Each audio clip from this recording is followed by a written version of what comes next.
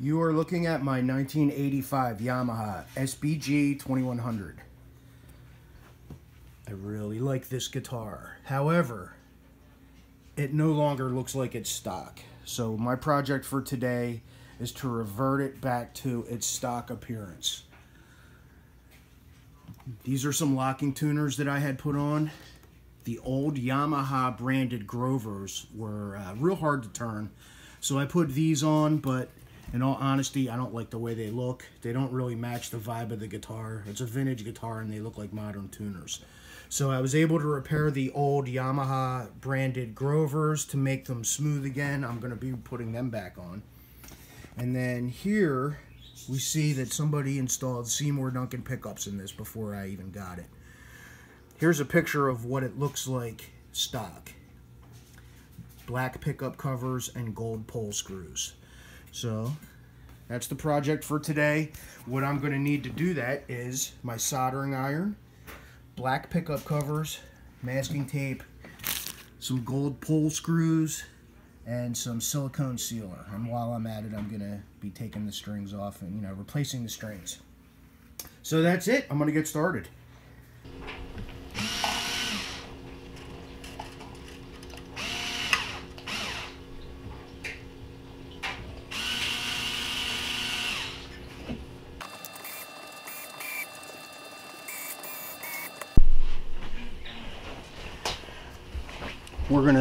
We're gonna start with removing the tuners.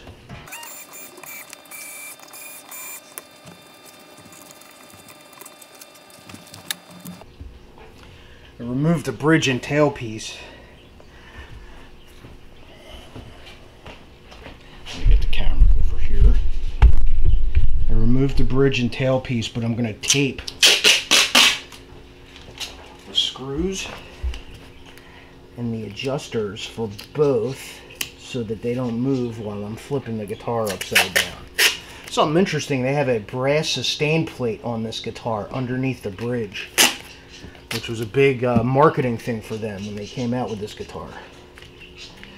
Okay, good enough. Get back to the headstock here.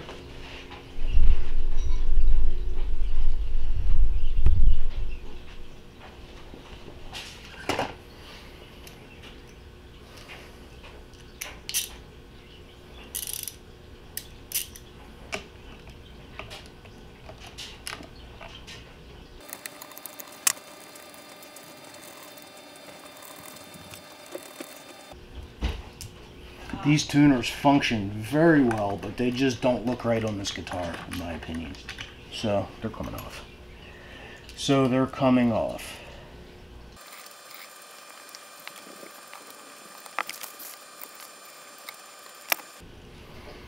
By the way, these are the Yamaha branded Grovers. I don't know if you could see where it says Yamaha on there.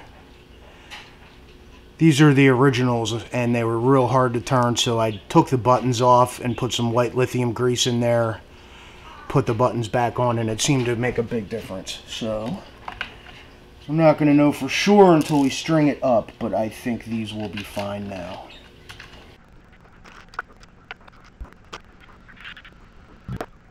Alright, now for these nuts, we're going to do finger tight. It's finger tight now, and then just a little tiny turn to lock them down. A little bit. You don't want to over tighten these, dude.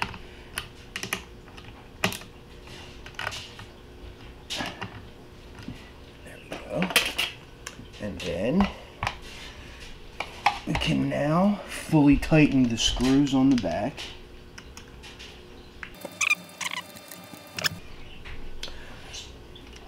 Big improvement. Much better. Alright, now time to do the pickups. Actually, before we do that, I am going to remove the old pole screws and put the gold ones in.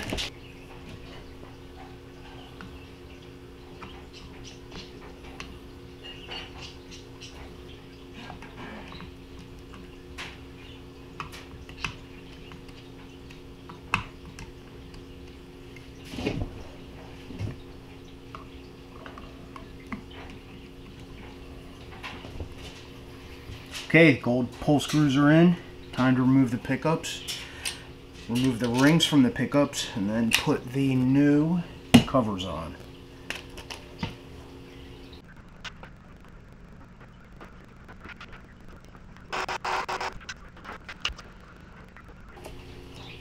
A little narrower. I'm putting this tape on top of the slug coils. And then the reason for the tape is to keep the silicone that I'm about to put on top of it from getting into the pole, into the poles, and into the plastic, and into the bobbin. A little smaller. Using just GE waterproof white silicone. I guess I probably got it at Home Depot. It was sitting around the house. Just a little bit. This will keep the cover from rattling around. Perfect.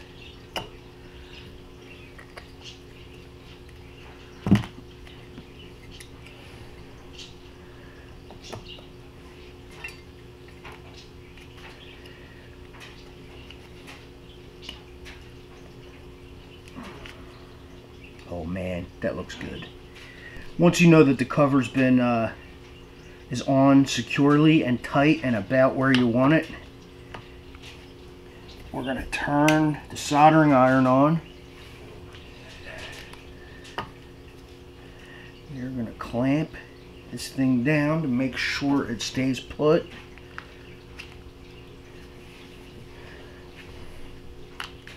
And you want to be super duper careful that you don't get any solder on this guitar. So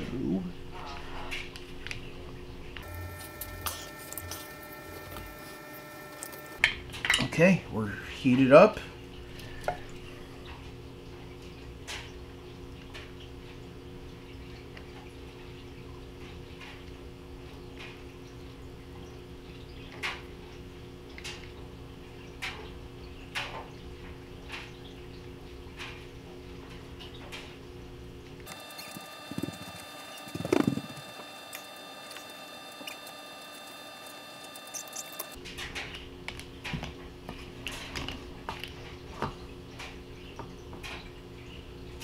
All right, done, ready to go.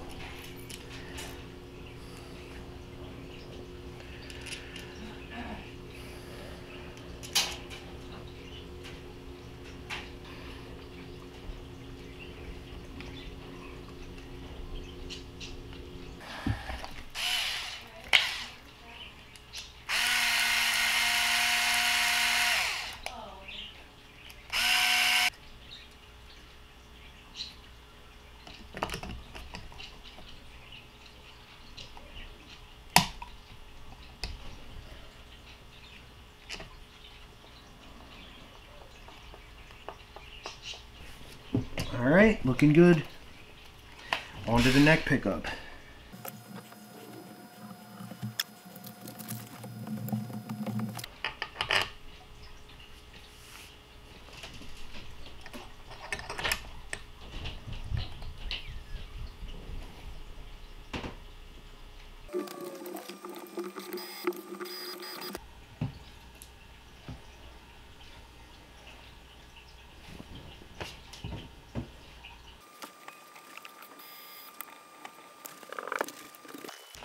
Can't find my snips. Here we go.